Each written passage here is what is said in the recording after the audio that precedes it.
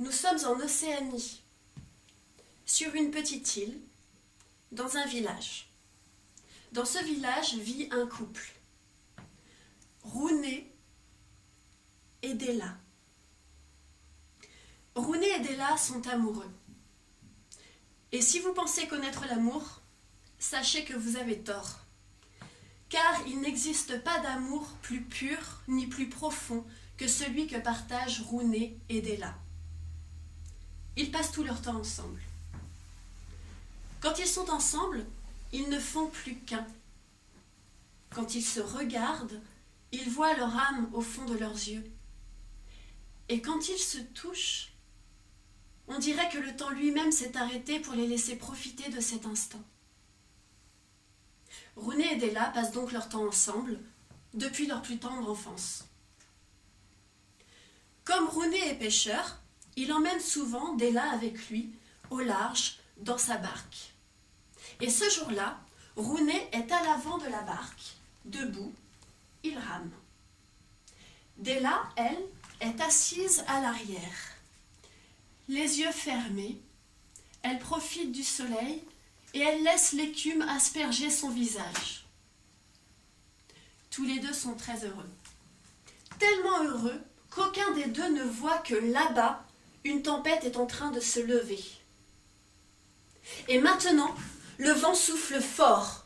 Rouné, à l'avant de la barque, essaie de maîtriser son embarcation, qui tangue dangereusement sur les vagues.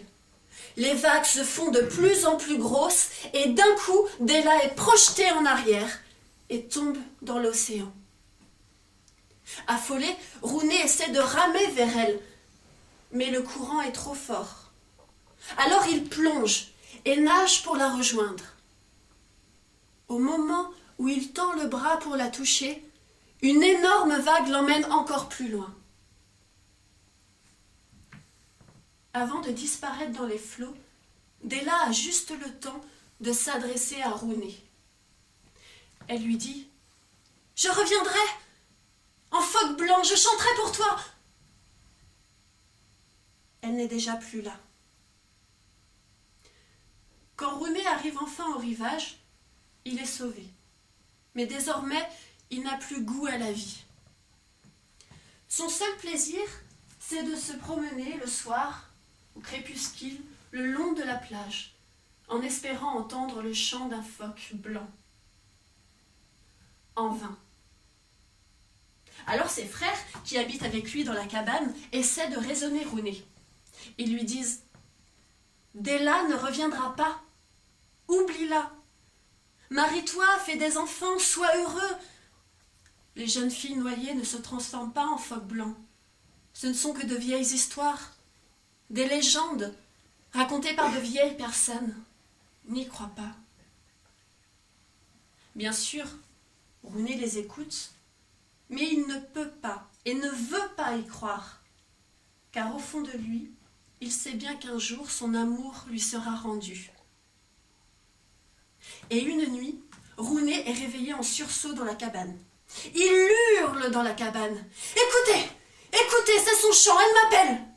D'un coup, d'un seul, il bondit hors de la cabane et part à la recherche de Della. Laissant ses frères là, tout hébétés. En entendant le chant plaintif qui leur déchire les entrailles, les trois frères de Rouné n'osent plus ni bouger, ni respirer, tant ils ont peur que le chant ne s'arrête. Et ils restent là pendant de longues heures, jusqu'au matin. Quand le soleil se lève, le chant s'est arrêté et les 3 frères sortent pour chercher Rounet. Ils le trouvent de longues heures après, loin de la cabane, dans une crique à l'abri des regards. Rounet est là, allongé sur le sable, immobile, mort.